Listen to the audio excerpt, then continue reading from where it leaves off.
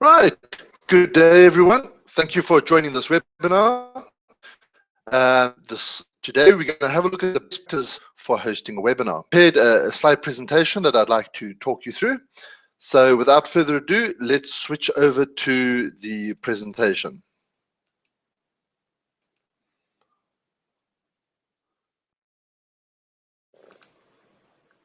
Right, there we have it.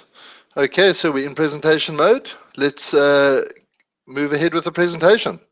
So the checklist that we're going to be looking at this morning is firstly your computer, your camera, the audio, the browser that you're using, and Google Hangouts, because that's actually the engine that we're using for the webinars. And then we'll summarize with a couple of quick tips. So firstly, on your computer, if your computer is newer, if you've bought it within the last 2 or 3 years, you should be fine. But if you're sitting with an older computer, you might just want to check the processor. You need at least a 2 gigahertz dual core processor, and your RAM should be at least 4 gigabytes. If you've got 8, much better. Network connection, yes, I think we're all on Wi-Fi nowadays, but when you're doing the live streaming, it is better to use your fixed network cable to the router. You just won't then suffer any interferences on the Wi-Fi network. Bandwidth, yeah, I think we're all pretty good with the bandwidth. You need at least a 2 meg stream, and that generally is what's available nowadays. So we should be good to go there.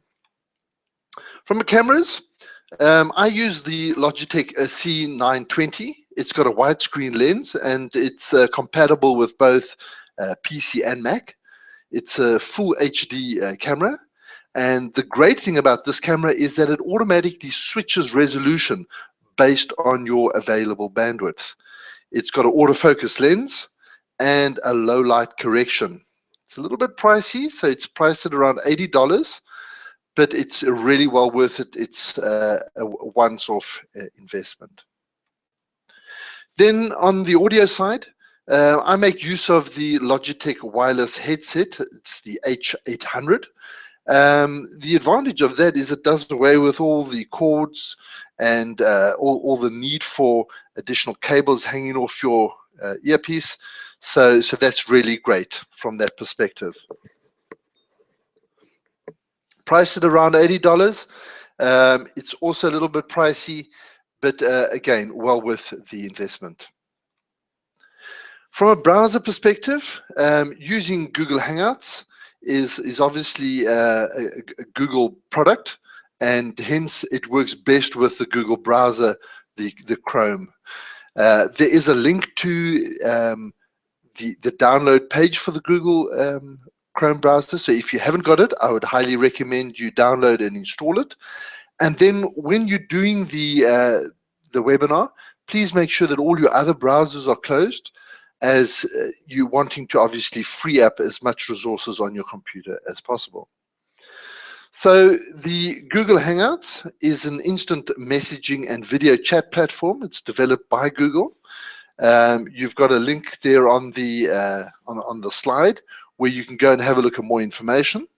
There are 2 versions of the Hangouts. There's Hangouts on Air and just the normal Hangouts. So the Hangouts on Air enables you to record the session, whereas the normal Hangouts is not recorded. There's a great video on YouTube for getting started and setting up your profile. So please take a look at that video and go through the menu options of the Hangouts. Okay, so let's go into some of the quick tips.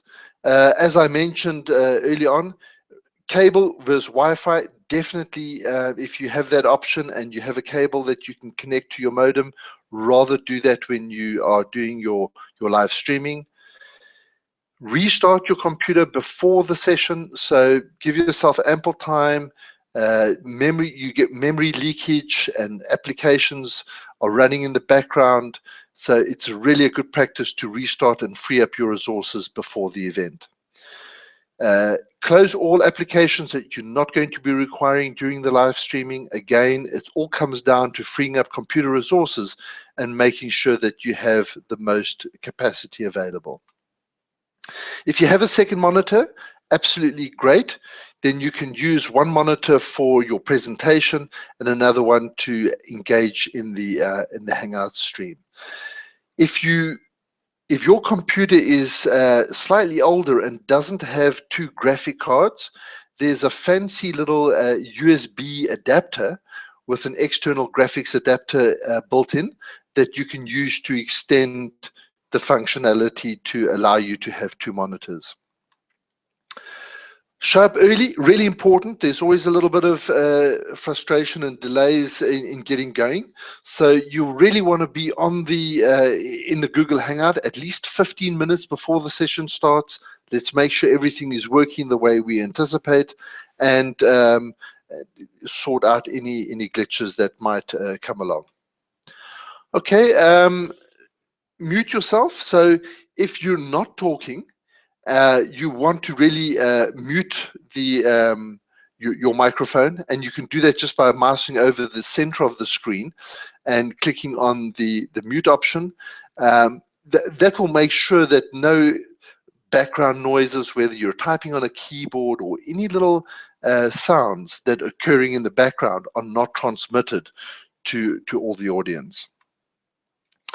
And as we're switching between different panelists communicating, it is a good practice just to identify yourself before you start talking, so that people on the call do know who is there. Also, one of the things that we will be doing is using the chat window to say hi to everyone. So I'll just do that here, and you'll see that it now comes up in the chat session on the right-hand side of your screen, and the different presenters can identify themselves that way as well. Okay, so camera angle. You don't want to have the camera low down on your desk, otherwise it will end up pointing up your nose. So the best place to have the camera is obviously at eye level or on top of the monitor. So just check your camera positioning. Any clutter that's behind you, i.e. maybe a whiteboard or a picture that has been waiting to be mounted on the wall, or some just books or papers on your desks, please be sure to clear those so you don't have a cluttered workspace, and rather that it looks a lot more professional.